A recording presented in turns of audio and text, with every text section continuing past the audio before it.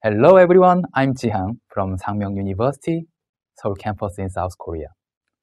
In this talk, we'll discuss the internal process of agent decision making.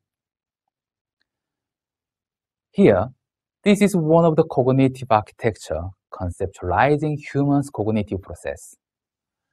It follows the principle, a cycle of perceive, reason, and act for the decision making in the environment. With considering the human's cognition, the architecture pursues the human-like decision-making. Then, what is the most important properties in the design of agent using this principle? Right. Before going into the main topic, let's have a look more about the agent in the engineering perspective. Here, I highlighted three words: situated, autonomous, and action. What those emphasizes is that the agent is the computer systems which can perform the autonomous action in the surrounding. The main objective of the agent is all about the decisions, such as with the environment, determine what action to perform and when to perform the action. Then, the one question is risen in our mind. What is the meaning of the term autonomous? What is actually required to design and deploy the agent in the world? At this point, when I have some not sure about the specific meaning of the words, then I normally came back to the dictionary. So, according to the Oxford Learner's Dictionary, the term autonomy is the ability to act and make decisions without being controlled by anyone else. This is quite consistent with the definition on the agent we saw in the previous lecture. So for example, what is the autonomous? It's more like I have some initiative to act something with my own knowledge, and there's no interference or no intervention to make that decision. So let's go back to the basic of the autonomous agent, the definition. Then it can do something without humans' help by the cycle of perceive, reason, act.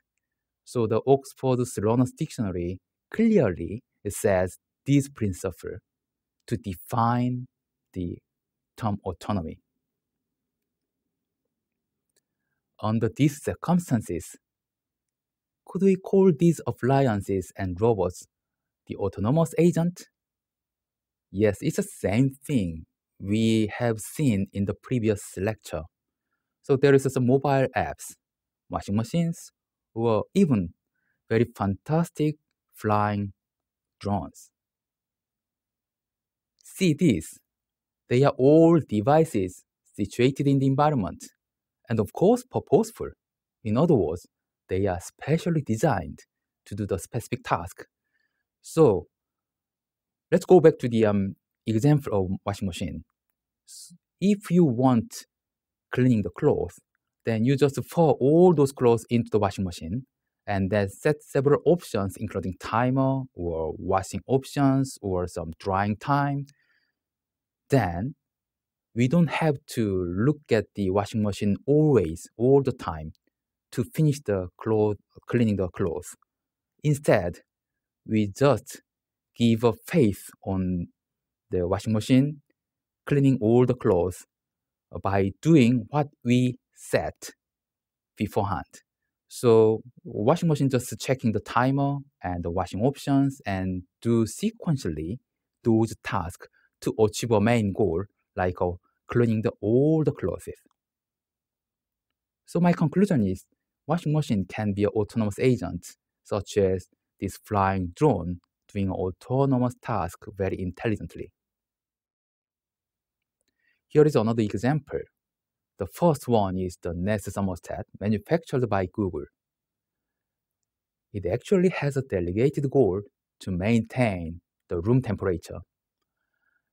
It autonomously operates the heating system, turning on and off by looking at the room temperature, whether the room temperature is above the degree the occupant already set or not. The spin dryer is a more radical example, I think, which is quite similar to the washing machine we already saw. There are quite many people who don't agree to that the spin dryer is an autonomous agent, but I think it is. It complies well with the definition. Its delegated goal is to dry out clothes. To do so, it autonomously controls the motor to spin subject to the sensor reading, whether the user opens the door or times it up. Now, can you agree? Yes, it is quite hard to accept they are all intelligent agents, but they are. The reason why it is hard to accept is they are trivial. Their decision is trivial because their task is trivial.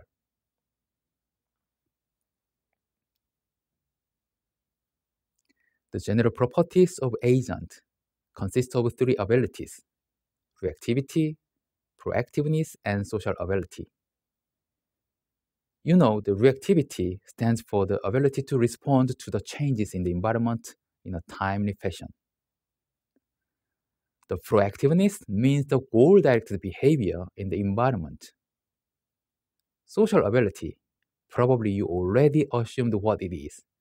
It refers to the ability to interact with other agents, including humans, such as coordination, cooperation, and negotiation.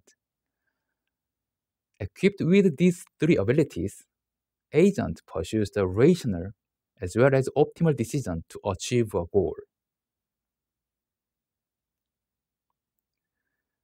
With these three properties, agents first focus on the rational decision making.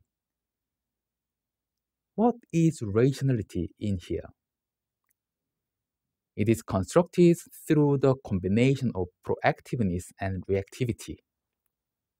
Let us imagine that the agent is always reacting to the changes in the environment. Then, it is very hard to maintain the intention to achieve a goal due to the fact that all resources are consumed for the reaction. Thus, agents should keep in mind that there is a goal to pursue while reacting to the environment.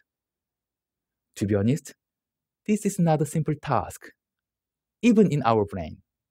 It is very well performed marvelously in our brain, but it requires a lot of cognitive energy to pursue those things.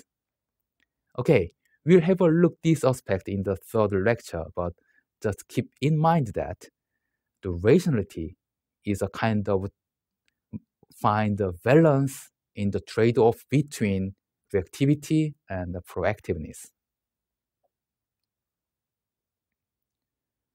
Now we saw the rationality in our decision making. So rationality is one very important pillar in the decision making process of the autonomous agent. The other pillar is the optimality. As we discussed, to maintain the goal to achieve is hard while reacting to the environment. In this case, the utility leads agents to have in mind to pursue their goal. The maximization of the reward promises the maximum utility when the objective has done. This is fairly the same as what takes place in the brain for the optimal decision.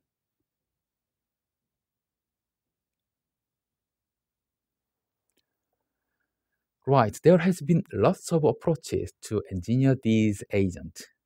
At the beginning, the rationality is the main theme in the design of the agent. At that time, it is believed that building the logical thinking process like humans would be able to assure the rational decision making of the agent. Therefore, logic programming and associated expert system were the mainstream to engineer the agent. Now, as you all know, the adaptive and learning agent that can achieve the maximum utility become the mainstream. deep reinforcement learning agent is the best example at the moment. Interestingly, these agents are developed by the inspiration from the findings in cognitive psychology and neuroscience.